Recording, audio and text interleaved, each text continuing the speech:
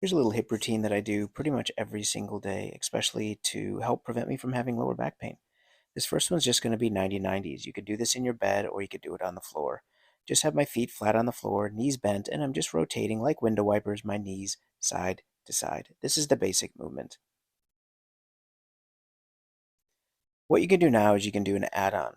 With this add-on, you're going to take a leg and cross it over, and you're going to focus mostly on the internal rotation piece. So you're going to use that weight and allow your leg to be pulled down. Again, you'll feel the stretch on the right hip or possibly the lower back, depending on where you're tight. I usually just spend a few minutes. I don't actually count reps. I just kind of get the body mobilized, and I always am sure to try to do both sides and compare both sides and see how they feel.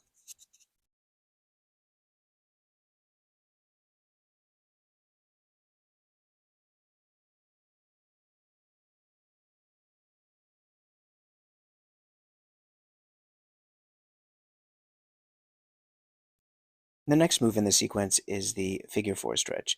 This one again, laying on your back, you should feel it in your outside hip of the leg that's crossed. And all I'm doing is crossing my ankle over. And that's the basic movement. So if you want to do an add-on, you're going to take your leg and make it active. You're going to try to drive that knee down. That's going to make things a little more challenging. Again, if you have pain, just go within your comfort zone.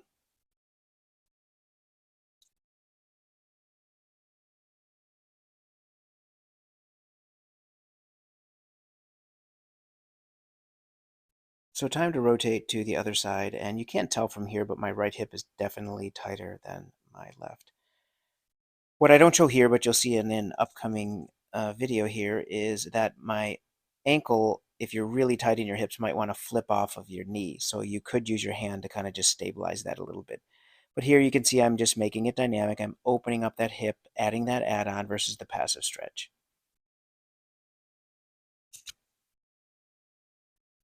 Here's some more hip mobility for low back pain. Line your thigh, middle thigh up with a door jamb. Go ahead and lay yourself down. Bring your leg up and you're going to place your foot on the wall. That's going to provide you some stability.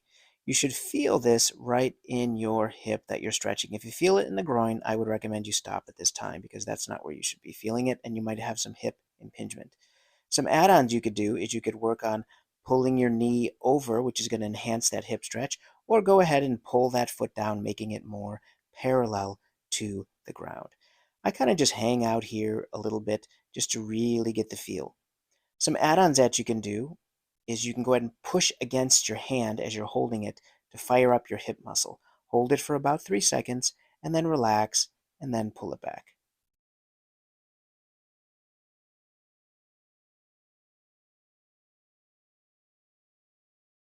This stretch is really good for anyone who suffers from sciatica.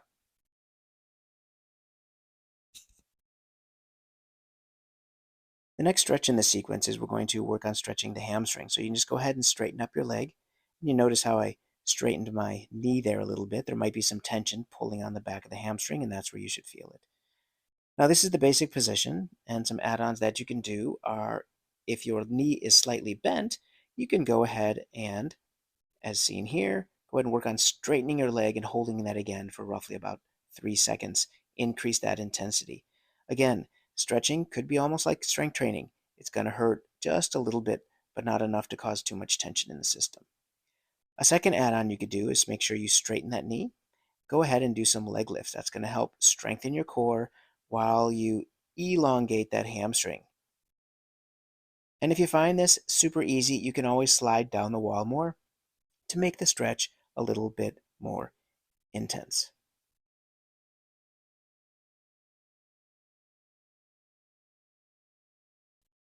The next mobility in the sequence is the figure four that's done on the wall, very similar to the one we did before. But this one you're using a wall and can be a little bit more intense. If you're not ready for it, don't do it, but if you're ready for it, give it a shot. So this I use the wall, which I find a lot easier because it actually takes my lower back out of it. Again, same principles apply. Cross your leg over, and here you can see I'm doing the add-on of driving my knee down and activating that hip. I do about 3 or so rounds, and then I'll kind of hold it and relax. Again, improving that hip mobility.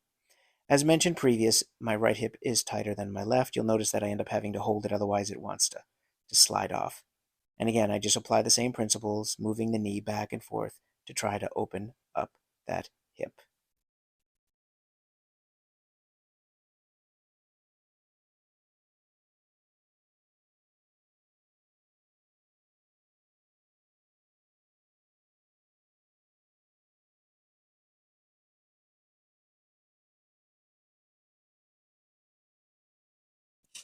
The last move to complete the sequence is the half kneeling lunge stretch. So you're going to go in a half kneeling position, standing up or kneeling nice and tall. You're going to fire up that hip that's your knee is on the ground, and you're going to drive your hip forward. You're not going to move a ton, but the goal here is that you're feeling a stretch in through the front of the hip. And then from here, you're going to lunge slightly forward. Feel free to put your hands on your knees, whatever is comfortable. Again, you shouldn't have any lower back pain with this. You should feel a slight pull in the front. What we can do now is we can have some add-ons that we can do, and we can mess with the internal and external rotation of the leg that's on the ground. So here what I did is I externally rotated the hip, and now I'm going into the lunge position. You might find this a bit challenging from a balance perspective, so feel free to hold on to the railing.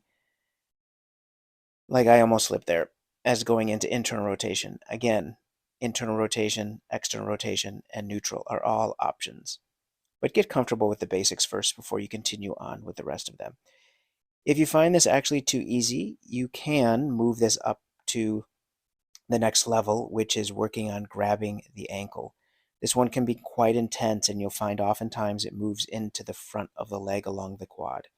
If that's too much, feel free to get a pillow, a foam roller, and you can just go up incrementally to work with this stretch. Give it a shot, enjoy, spend about 10 minutes doing the mobility routine, and you should notice a freer, more open lower back.